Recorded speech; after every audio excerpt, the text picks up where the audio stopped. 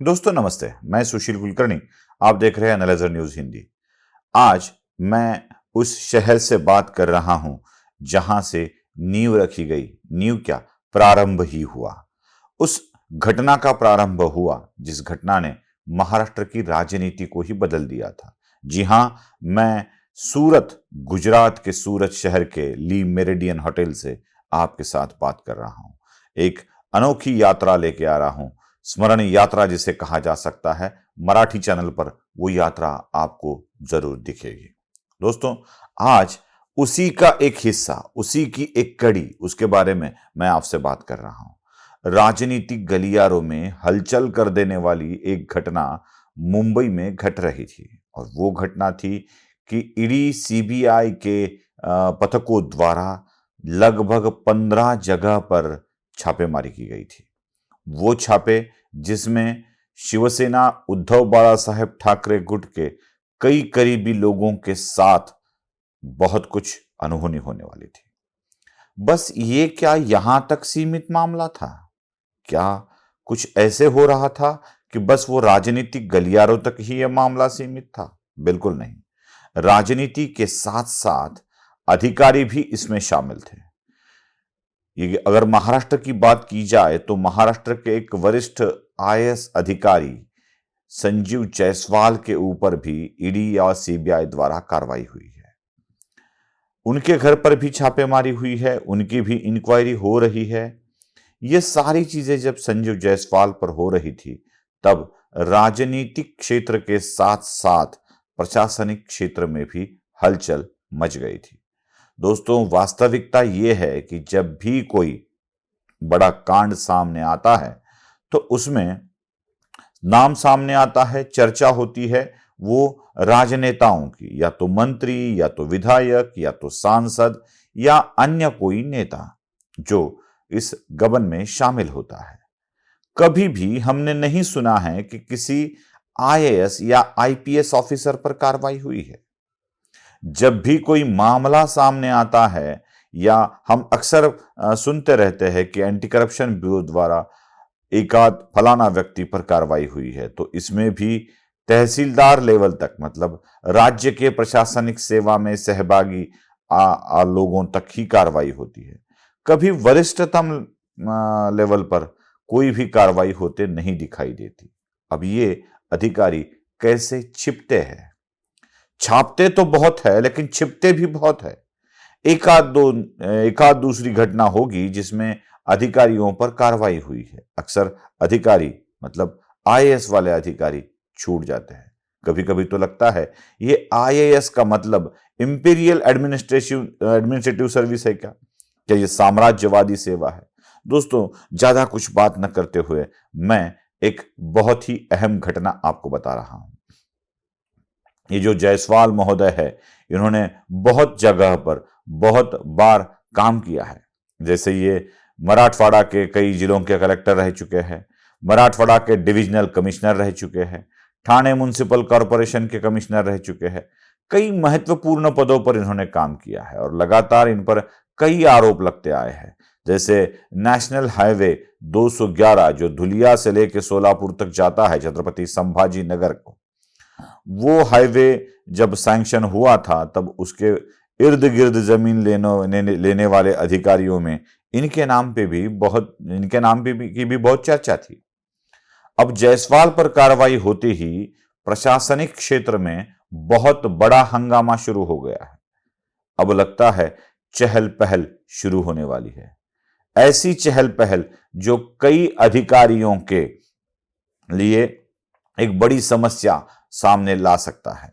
Mumbai municipal corporation के पूर्व commissioner Iqbal Singh Chahal, इनकी भी इंक्वायरी होने की संभावना है। मैं याद दिला दूं, जब महाविकास आघाड़ी की सरकार सत्ता में आई थी, तब उस वक्त के मुंबई के कमिश्नर को बदलकर बहुत सारे अधिकारियों में बदलाव किया गया था। जैसे प्रवीण सिंह परदेशी जैसे अधिकारी को, जो देवेंद्र फडणवीस के करीबी थे, उनको बदला गया, और इकबाल सिंह चहल को मुंबई म्युनिसिपल कॉरपोरेशन का कमिश्नर भी बनाया गया। और याद दिला दूं कि उसी वक्त जब इकबाल सिंह चहल मुंबई के कमिश्नर थे, उसी वक्त की बहुत सारी घटनाओं की इंक्वायरी चल रही है। जैसे मुंबई का कोविड घोटाला मामला हो, कोविड घोटाले मामले में भी इकबाल सिंह चहल आयुक्त थे। मतलब जब ये गबन चल रहा था तब इकबाल सिंह चहल ही मुंबई म्युनिसिपल कॉरपोरेशन के कमिश्नर थे। अब ये चहल जब काम कर रहे थे तभी के सारे मामले एक के बाद एक सामने आ रहे हैं। जैसे बीजेपी के विधायक अमित साटम ने आरोप लगाया है कि एक ही कार्यकाल में लगभग 10,000 करोड़ के कामों में गड़बड़ है, और यही बात कैग के रिपोर्ट में भी सामने आई है। अगर कैग के रिपोर्ट में भी ये बात सामने आती है और इसी रिपोर्ट के आधार पर अगर कार्रवाई हो रही है, तो जायसवाल के साथ और एक मामला सामने आ जाता है और एक अफसर का नाम सामने आ जाता है, इकबाल सिंह चहल। दोस्तों, अक्सर हमने देखा है कि अधिकारी छूट जाते हैं, अधिकारियों का नाम नहीं आता है, अधिकारियों की इंक्वायरी नहीं होती। क्यों ऐसे होता है? क्या निचले लेवल पर ही ये सारा करप्शन होता है और अधिकारी कुछ नहीं करते?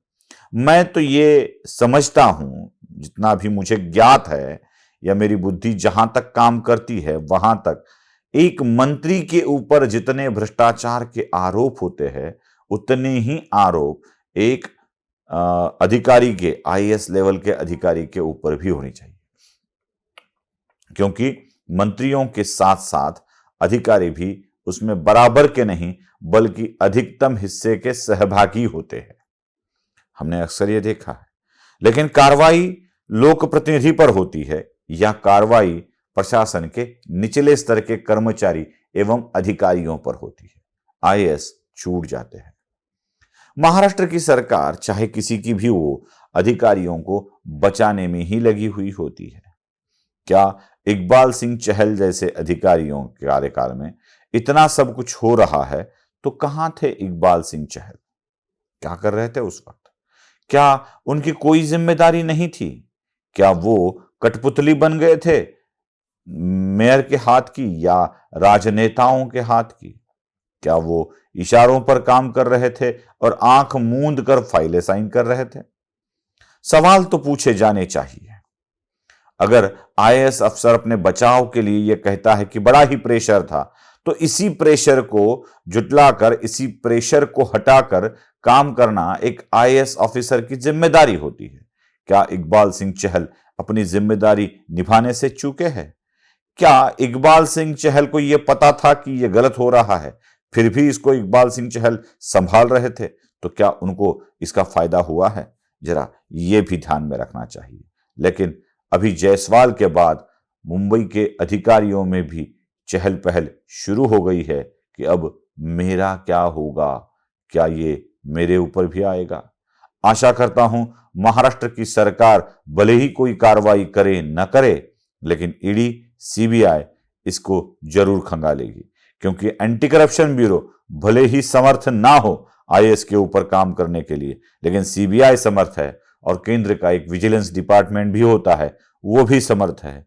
क्या इसमें यह भी हस्तक्षेप कर सकते हैं? देखते हैं कितने अधिकारियों के ऊपर कार्रवाई होती है और उनके साथ क्या होता है। वीडियो पसंद आया हो तो लाइक, शेयर और सब्सक्राइब जरूर कीजिए। धन्यवाद।